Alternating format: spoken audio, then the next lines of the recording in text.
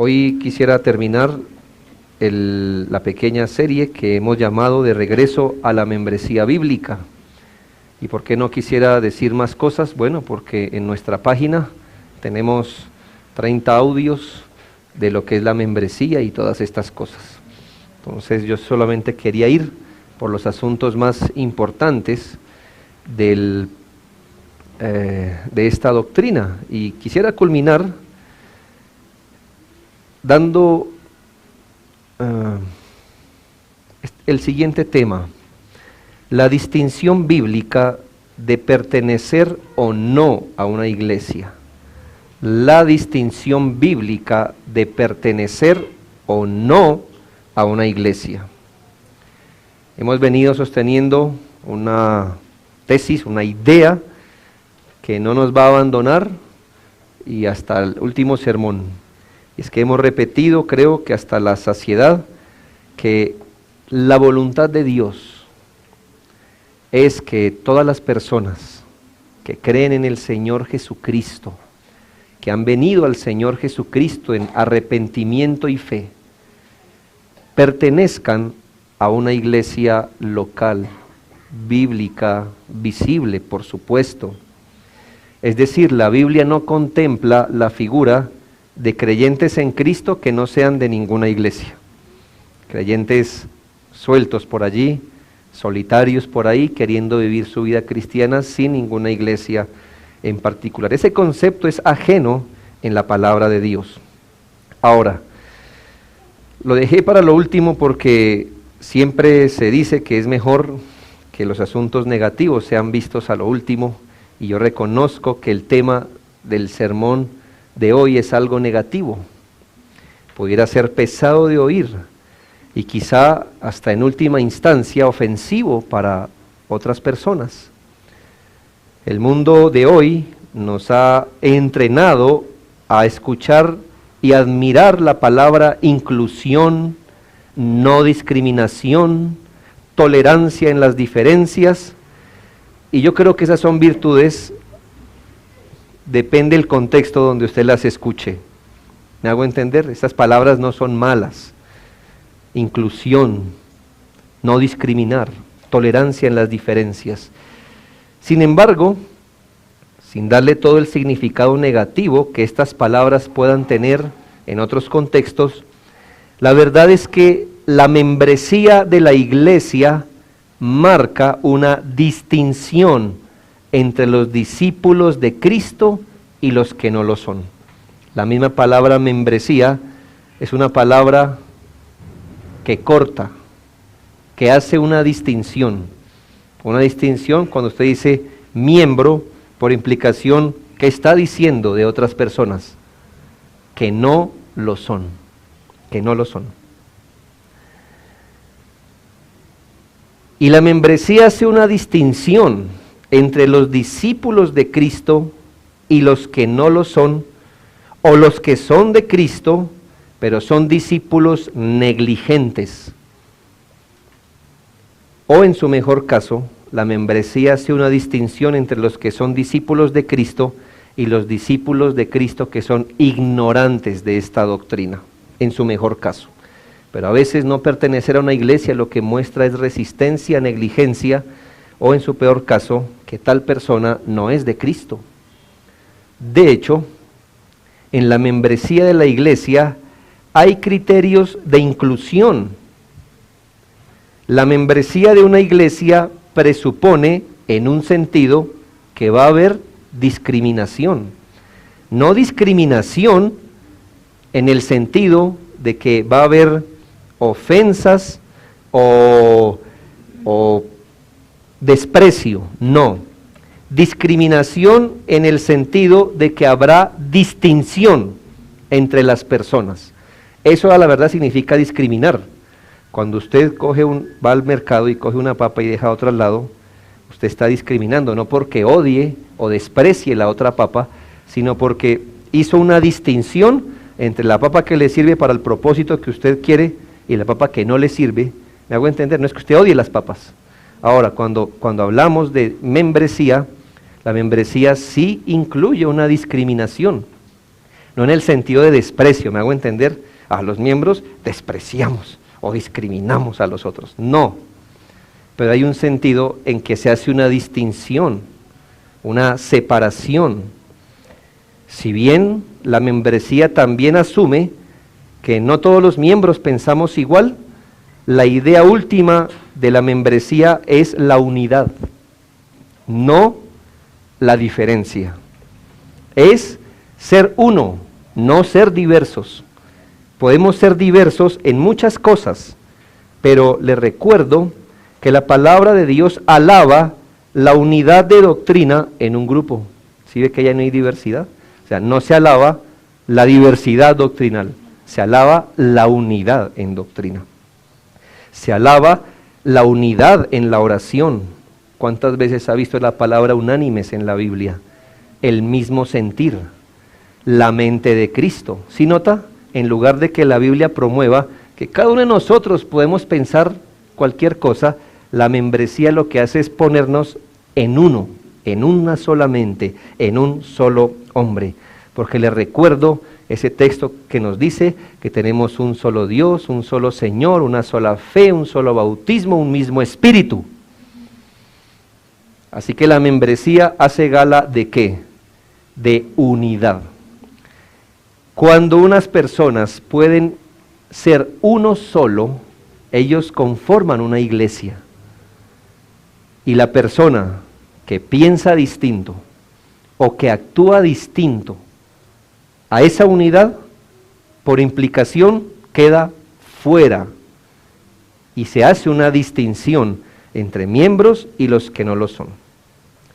¿Qué deberíamos nosotros esperar de un individuo que se confiesa como cristiano, al cual no le conocemos el alma? ¿Qué esperaríamos de un individuo que dice, soy cristiano, pero la iglesia no le conoce el alma? ¿Qué esperaríamos encontrar? Bueno, que exprese con su vida y que exprese con sus convicciones lo que es ser un verdadero seguidor de Cristo. Ahora, si no vive en lo que es ser seguidor de Cristo, y según la Biblia, ser seguidor de Cristo es perseverar en la doctrina de los apóstoles, en las ordenanzas, en la oración, en la comunión. Si él falla en esto, entonces en la práctica jamás será visto como miembro de una iglesia y formalmente nunca será aceptado como miembro de una iglesia. ¿Me hago entender? La iglesia no puede ver el corazón, pero la iglesia puede apreciar en lo que persevera una persona. Si una persona, por ejemplo, no ora con nosotros, si una persona no persevera en las doctrinas de la iglesia, si una persona no se instruye todas las veces que la Biblia está aquí, si la persona no persevera en las ordenanzas, en la cena del Señor, por ejemplo, si una persona no persevera en su testimonio de vida, entonces, hermanos y amigos, esta persona en la práctica nunca será visto como miembro y formalmente nunca se le dará el estatus de un miembro, por eso mismo. Así que no es nada caprichoso. Aquí es el mismo individuo con aquello que expresa con su vida. Eso, como está viviendo el individuo, es un testimonio ante él mismo y ante la iglesia. Y con su forma de vida nos está poniendo al frente, ¿sí? Con su forma de vida, no con lo que simplemente dice, sino con su forma de vida nos está poniendo al frente las razones por las que la iglesia acepta a una persona como miembro o no. Es la misma persona la que pone al frente con su manera de vivir, en lo que persevera, con lo que está mostrando. Esa misma persona nos está poniendo adelante las razones que la iglesia mira.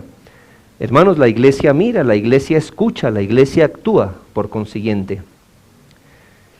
Pero aquí hay otro asunto. Si una persona parece expresar todas estas cosas, vamos a suponer que una persona que persevera en las oraciones, en el partimiento del pan, está con nosotros en las actividades de la iglesia, pero por algún extraño motivo no desea vincularse formalmente en la membresía, también nos está dando un mensaje. ¿Me hago entender? Hay personas que su práctica es muy pálida y no vamos a aceptarle como miembro por su práctica pálida. Pero hay personas que hacen exactamente todo lo que hace un miembro, todo. Pero por algún motivo dice, yo no quiero pertenecer a esa iglesia.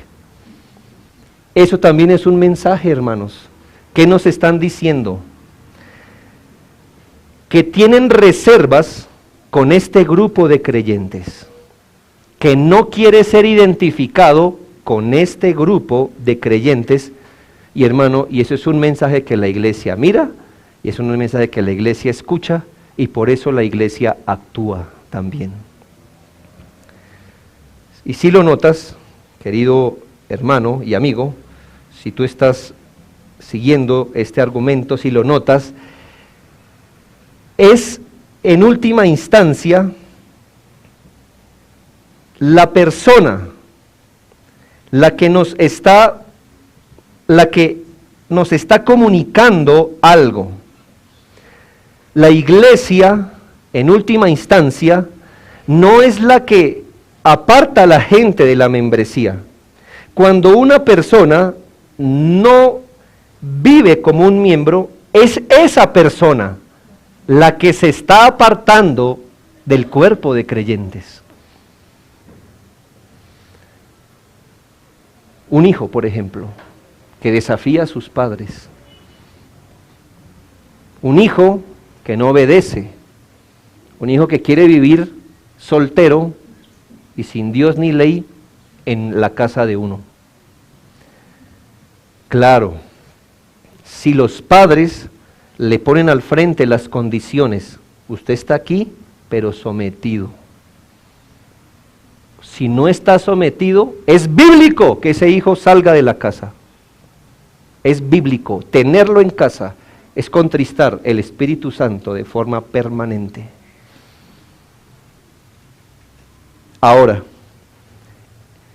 ¿qué hicieron los padres? En última instancia, ¿quién se salió?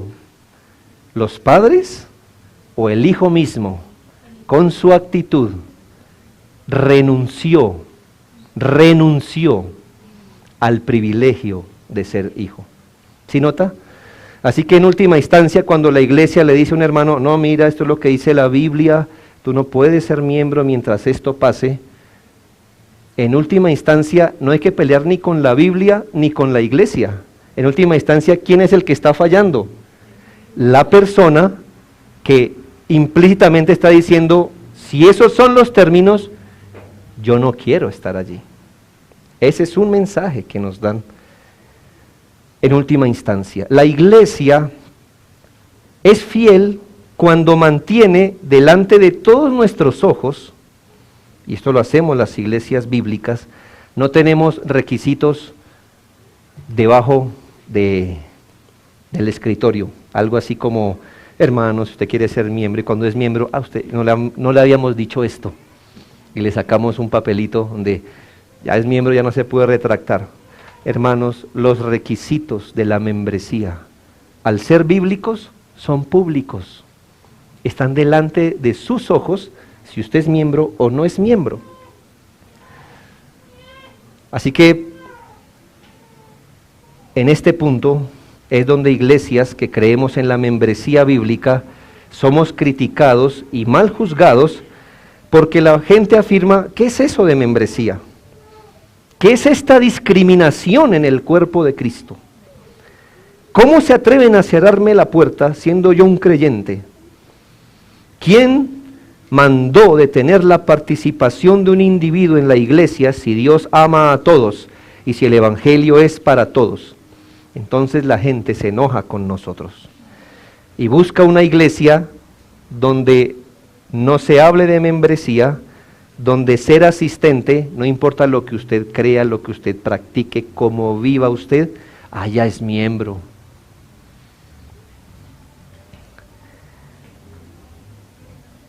Vale la pena preguntar aquí, hermanos, ¿quién hizo la distinción o la diferencia entre miembro y no miembro.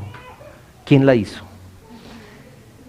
Aquí debemos responder que si la iglesia de forma arbitraria coge un papel y apunta unos requisitos que se le van viniendo a la mente, y eso es lo que le presenta a los individuos como requisitos para ser miembros, entonces, hermano, la iglesia es infiel y tiene que arrepentirse.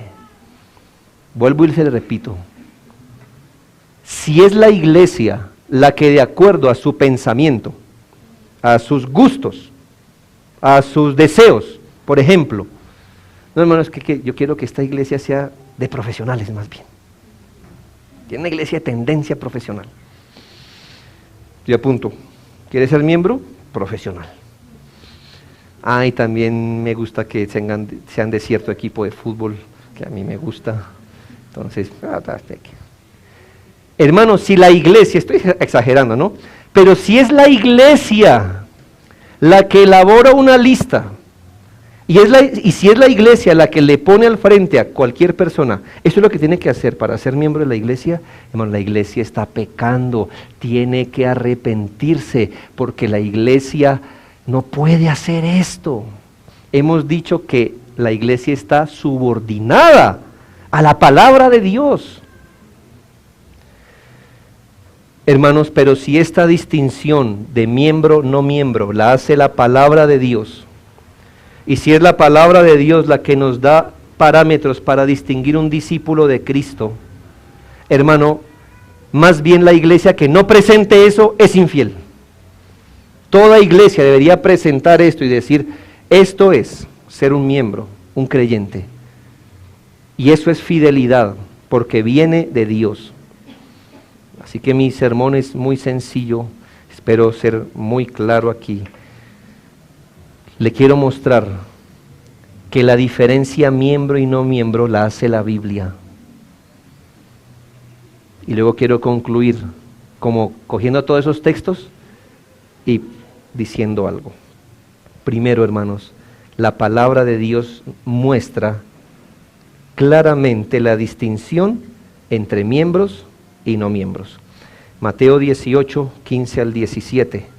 Voy a ir sobre 5 textos nomás, pero creo que son suficientes. Mateo 18, 15 al 17. Dice, por tanto, si tu hermano peca contra ti, ve y repréndele estando tú y él solos. Si te oyere, has ganado a tu hermano, mas si no te oyere, toma aún contigo a 1 o 2, para que en boca de 2 o 3 testigos conste toda palabra. Versículo 17, si no los oyere a ellos, dilo a la iglesia. Si no oyere a la iglesia, tenle por gentil y publicano. Aquí estamos hablando de alguien que es considerado al comienzo de todo este proceso como un hermano. ¿Sí lo leyó? Versículo 15. Por tanto, si tu hermano peca. O sea que pongamos las cosas en orden. Al comienzo de todo, él era considerado como un hermano. Pero que al pecar y no arrepentirse, primero fue alguien y lo reprendió, y según esto no escuchó. Luego de esto se llamaron 2 o 3 testigos, y después de esto no escuchó. Llega el momento de informar a la iglesia su proceder. Y aquí deseo aclarar que si por algún motivo usted estaba pensando que eso de un hermano que lo reprende y que los testigos no tenían ninguna relación particular con la iglesia, queda desmentido. ¿Por qué? Porque dice, si no les escucha, dilo a la iglesia. Lo que supone que los testigos que se llamaron, ¿de dónde eran? De la iglesia, y que el hermano que lo reprendió era de la iglesia. Hasta que llegó el momento de ventilar la cosa públicamente. Pero mire, hermano, eso no se hizo de primero, se hizo después de un proceso. Ahora, la iglesia informada del mal proceder de este pecador que no se ha querido arrepentir, debe procurar su restauración, pero la Biblia dice, y si no oyere a la iglesia, versículo 17, o sea que si no oye al conjunto de hermanos, por su testimonio de vida, es decir, por el testimonio de vida que está dando ese individuo, por el mensaje que obstinarse en su pecado está dando, la iglesia debe cambiar su consideración hacia él y tratarle como si no fuera creyente, sacándolo de la comunión. ¿Sí ve? La iglesia, basado en lo que él está haciendo, ¿qué está haciendo? No se está arrepintiendo. Basado en eso, la iglesia debe cambiar su consideración hacia él. Y ahora ya no lo debe ver como hermano. Debe verlo, y aquí usa dos palabras muy fuertes en la época de Cristo, como un gentil y un publicano. Es decir, como si nunca hubiese conocido las cosas de Dios. Antes era considerado hermano o discípulo, parte de una iglesia. Ahora la iglesia no tiene por qué hacerlo parte, y como no lo hace parte de él, considerándolo como una persona que ya no es hermano. ¿Sí nota quién hace la distinción? Aquí hay una distinción entre ser hermano y ser gentil o un publicano, o ser considerado así. Y la iglesia puede cambiar la mentalidad hacia una persona cuando esto ocurra. ¿Qué hizo la iglesia? Aparentemente la iglesia lo sacó. Y es verdad. Pero ¿quién fue el que dio motivo para que la iglesia hiciera eso? El hermano, o el que era o se consideraba hermano y se obstinó. Y aquí es donde hablamos de la famosa doctrina de la expulsión o la excomunión. Sacar de la comunión a un hermano, a una persona que era considerada hermano, pero ahora por su obstinación en pecado, por su pecado no arrepentido, es considerado una persona no creyente o impía. ¿Quién hizo la diferencia, hermano? Eso está allí, las palabras son de nuestro bendito Salvador Jesucristo. Mi siguiente pasaje nos muestra un evento de los comienzos de la iglesia en Jerusalén, Hechos 1. Les recuerdo que antes de este evento, a los comienzos de la iglesia, antes de este evento, un pequeño grupo de personas que se reconocían unas entre otras, empezaron a perseverar como un conjunto de creyentes o como una iglesia. Hechos 1, 13 y 14. Y entrados, subieron al aposento alto, donde moraban Pedro y Jacobo, Juan, Andrés, Felipe, Tomás, Bartolomé, Mateo, Jacobo, hijo de Alfeo, Simón el celote y Judas, hermano de Jacobo.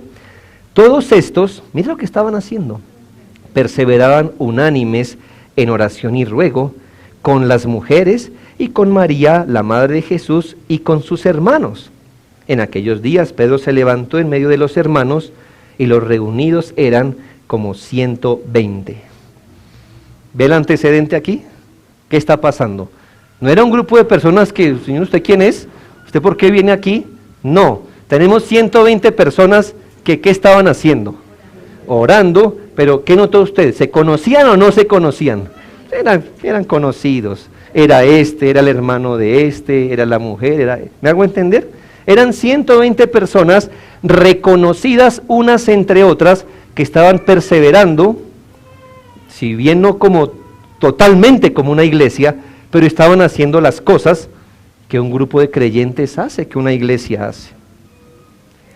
Teniendo este grupo de personas reconocidas, perseverantes en mente, capítulo 2, versículo 1, que dice: estaban todos unánimes juntos. Otra prueba, no solamente estaban juntos, ¿cómo estaban? Unánimes. ¿Sabe qué es unánime? De una misma mente o de un mismo sentir. Así que no solamente estaban como nosotros aquí, juntos, sino unánimes, también como estamos aquí, en una misma mente. Lleguemos al capítulo 2, 41 y 42.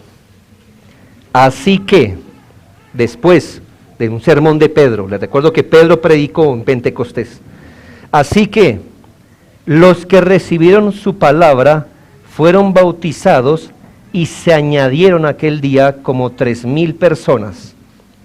Una cosa aquí antes de seguir. Y se añadieron. ¿A qué? ¿A dónde? ¿Recuerda el grupo de 120 que perseveraba? Se añadieron. ¿Y se añadieron después de qué? Mientras ellos siguieran común y corriente, no eran recibidos. Pero algo hicieron que resultó en que ese pequeño grupo abriera la puerta y lo recibiera. ¿Qué hicieron? 1, recibieron la palabra. 2, fueron bautizados. ¿Sí lo nota?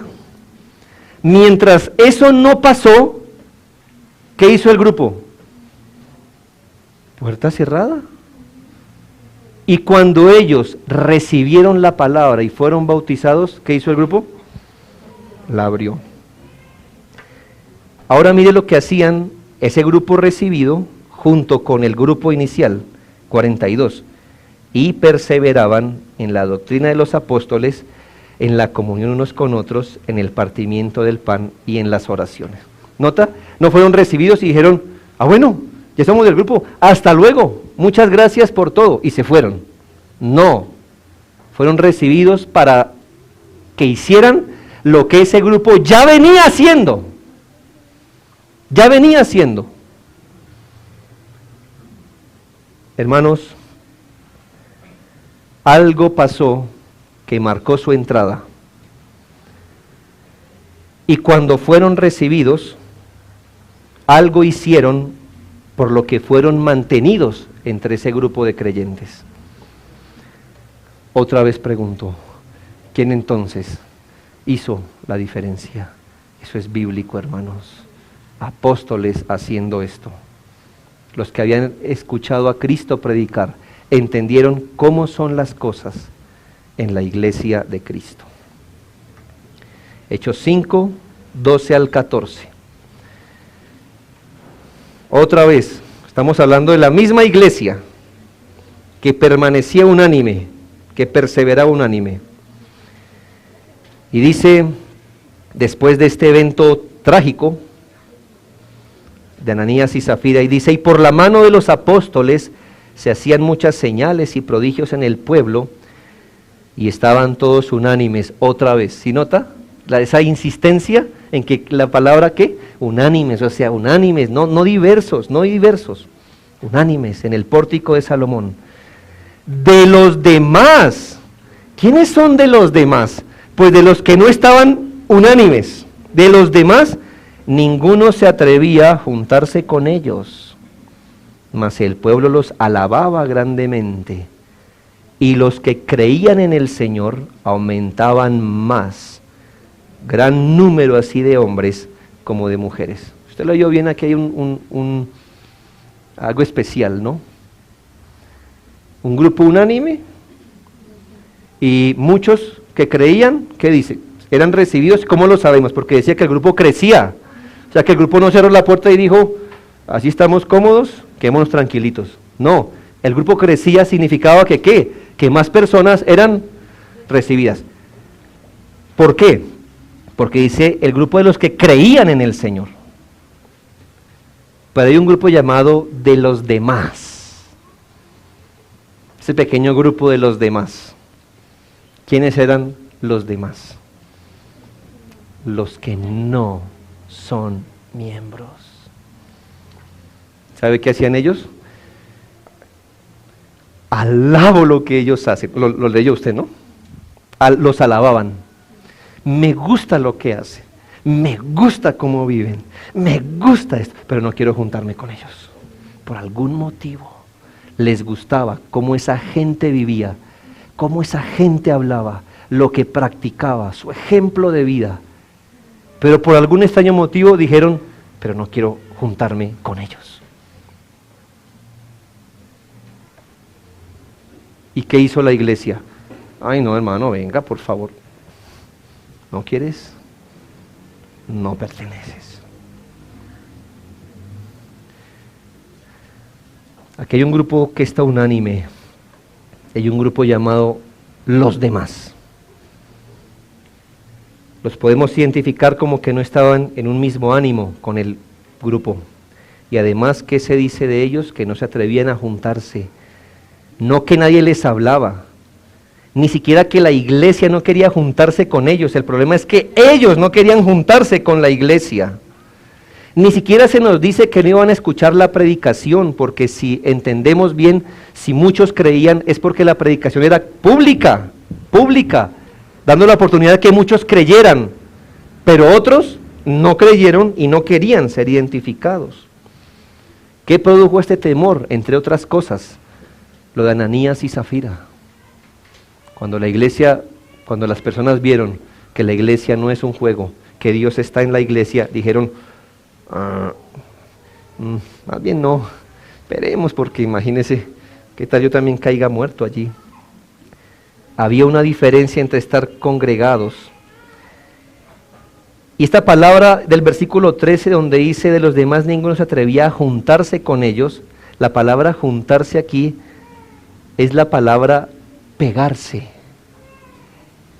Se colocó juntarse, pero en su original significa pegarse o estar como con colbón, es decir, no adherido, pero intencionalmente. Es decir, literalmente dice, de los demás ninguno se atrevía a pegarse con ellos. No querían pegarse con la iglesia.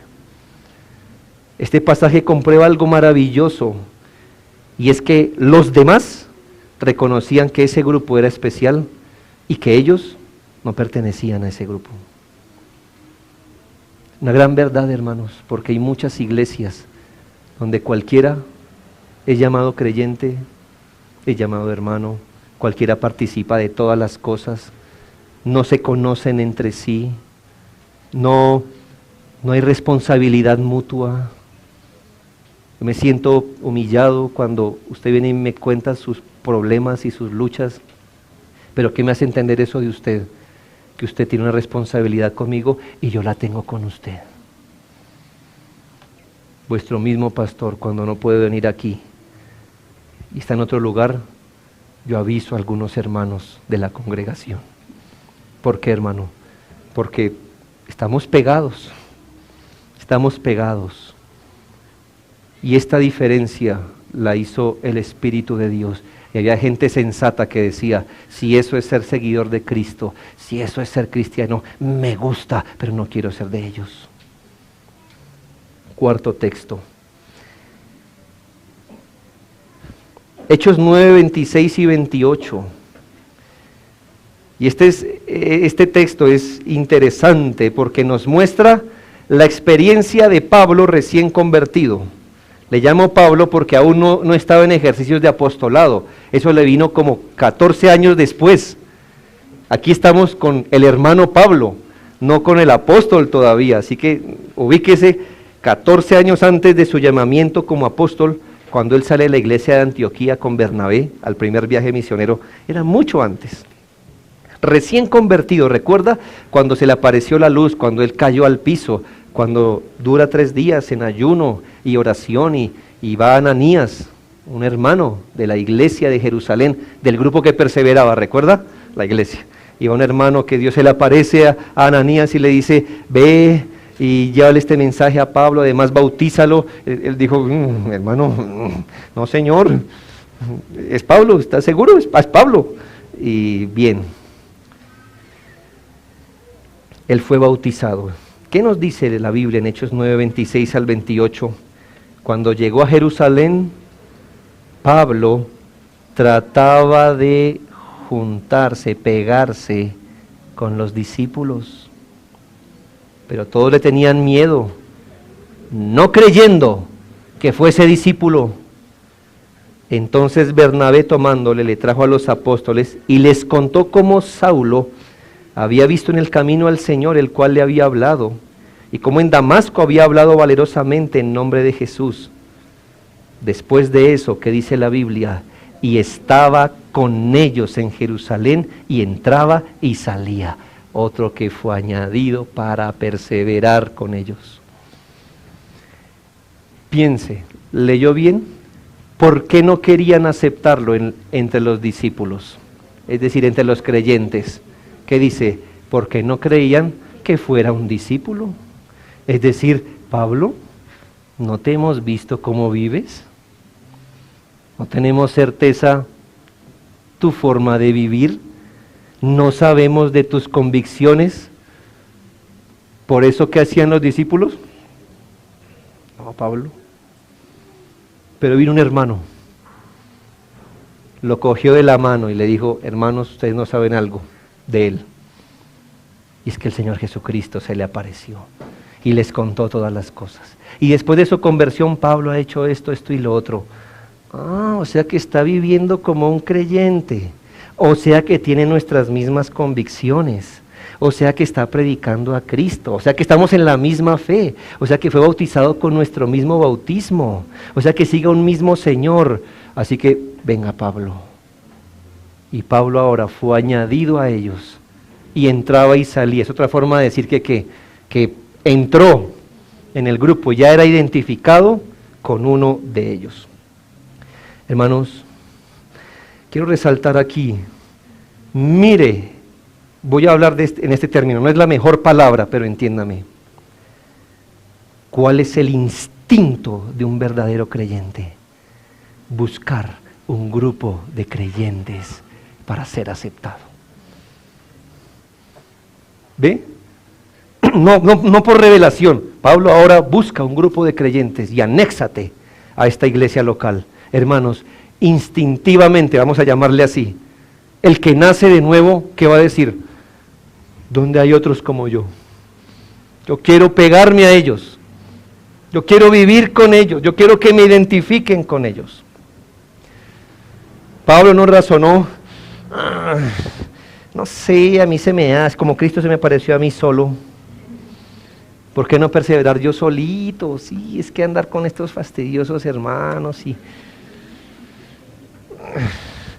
Imagínense si me llegan a reconocer que yo mismo apoyé que les mataran a uno de sus primeros predicadores. No, yo prefiero irme a un lugar donde nadie sepa de mí, allá me recluyo, a escribir mis libros, mis cartas. Yo soy bueno para él, pero es una iglesia. ¿Ves la humildad de este hombre? De intentar varias veces entrar al grupo y de varias veces decirle no, y otra vez intentar, porque ahí dice que él intentaba juntarse. Así que no lo hizo una vez, sino que varias veces. Y los discípulos dijeron, no, hasta que recibieron el testimonio de su vida. Si no era recibido porque la iglesia no creía que él fuera discípulo, ¿por qué fue recibido? Porque la iglesia pudo corroborar que sí era un discípulo. La iglesia no tenía una política de brazos abiertos solo porque Pablo decía que era cristiano.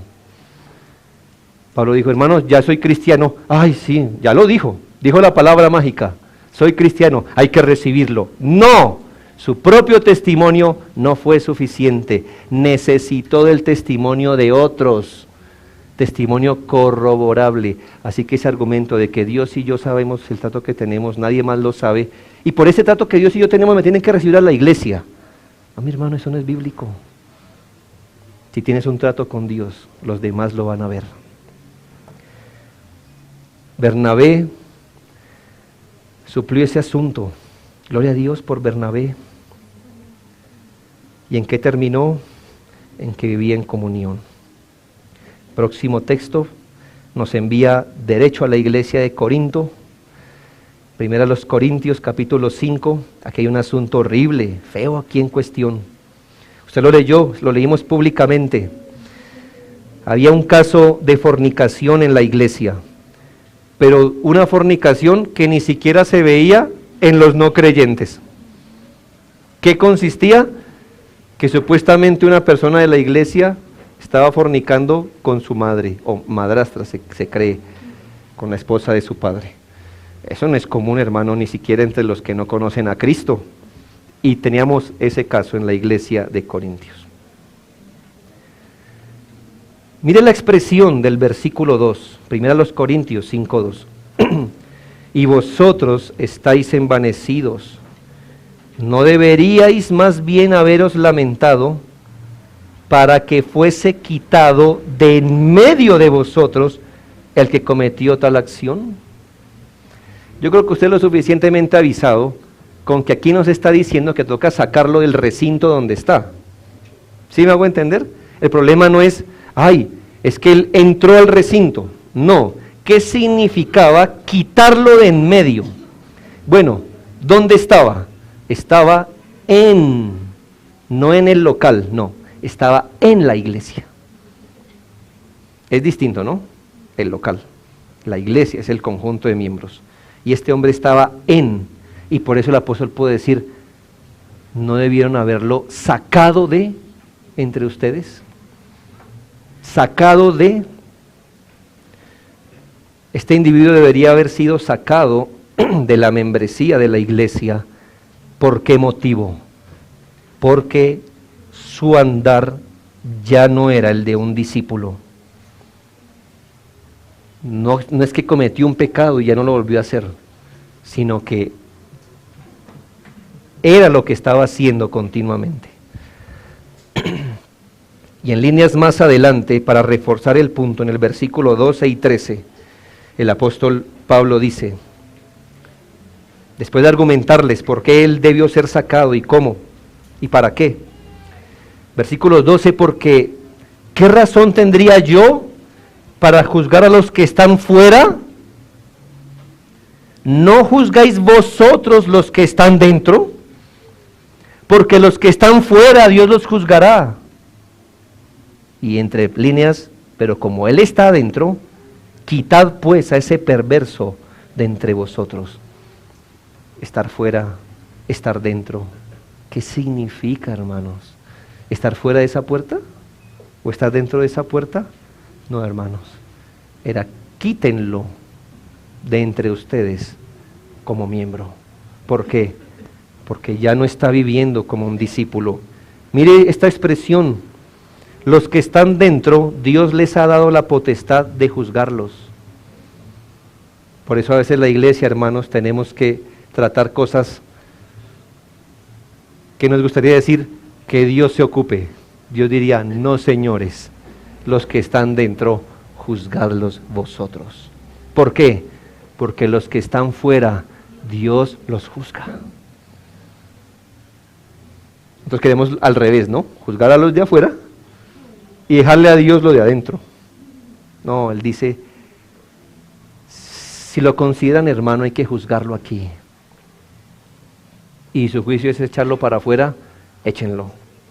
Y si está afuera, Dios se las verá con él. La iglesia, hermanos, hace esto. La iglesia se mete en la vida moral de sus miembros, no arbitrariamente, pero si moralmente no andas como un miembro, la iglesia mira, la iglesia escucha y la iglesia habla. Habiendo visto estos textos donde el lenguaje es inequívoco, creo que podemos concluir que la Biblia enseña que hay gente, estos 5 textos que vimos, que hay gente que está dentro de la iglesia y otros que están fuera de ella. Ya sea por el testimonio de vida en asuntos concretos y verificables, o sea como en el caso de los Hechos 5, porque la gente tenga reservas personales para no estar en la iglesia, aprendemos que sí existe una diferencia entre ser miembro como sinónimo de ser un discípulo constante, sostenido, perseverante, y una diferencia entre los que no son miembros, ya sea por su pecado, por orgullo, por miedo, sea lo que sea, la distinción la Biblia la hace.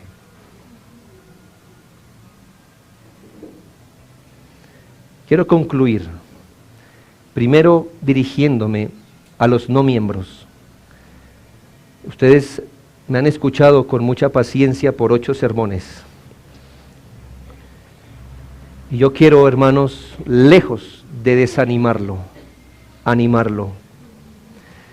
Pero usted ha llegado aquí al momento de razonar. Y usted puede llegar a razonar de una manera carnal, resentida y negativa a esta enseñanza. O quizá puede razonar de una forma espiritual, humilde y positiva.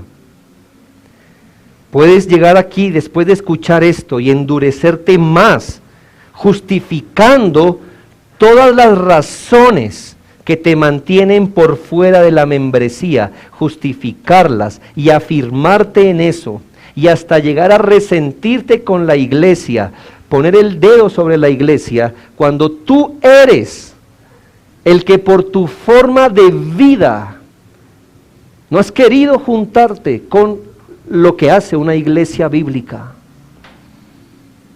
Tú puedes justificarte y decir, si ser un cristiano, según esa iglesia, es ser esto, que prefiero tener mi relación íntima y personal con Dios, donde tú mismo sabes que lo que estás ocultando son tus propios razonamientos, tu amor por el mundo, tu amor por tus pecados. O puedes razonar así: si ser un cristiano piadoso, santo, apartado del mundo, si ser un cristiano es perseverar en los medios de gracia, amar a mis hermanos, ser de buen testimonio al mundo, si eso es ser cristiano y si eso es ser un miembro de iglesia, hoy no lo soy, pero me esforzaré en la gracia de Dios para conformarme como un miembro de iglesia digno de ser llamado cristiano. Lo que sí te digo algo hoy: cualquier cosa que hagas va a ser tu comunicación formal a la iglesia. ¿Entiendes? Ya sea que razones negativamente y desafiantemente, o sea que te humilles ante la mano de Dios, cualquier cosa que hagas, eso será tu respuesta pública a la iglesia. No tus palabras, lo que hagas con tu vida hoy. Si sigues en lo mismo que has venido hasta el momento, la iglesia mira, la iglesia escucha y la iglesia decide. Y si hay un cambio en ti, una verdadera abnegación de tu vida como un discípulo de Cristo, la iglesia mira, la iglesia escucha y la iglesia decide. Mi segunda conclusión para los no miembros es animarte a entregarte sin reservas al Señor, a humillarte bajo su señorío. Humíllate ante la voluntad de Cristo al cual tú afirmas seguir. Acata la palabra de Dios. Abandona cualquier mundanalidad. Posiblemente tú hayas razonado, es que ser miembro significaría que ya no pudiera tal. Significaría entonces que me tocaría cambiar Ve a la cruz y crucifica tus ídolos, tus pecados.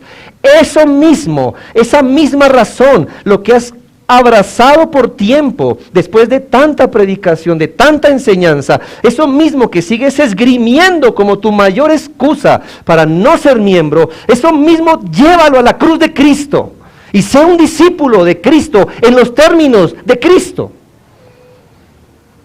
Humíllate ante el Señor. No te engañes por tu carnalidad. Si te toca crucificar tu amor por el mundo, ve a la cruz. Ve a la cruz de Cristo, donde mueren nuestros pecados y nuestra carnalidad.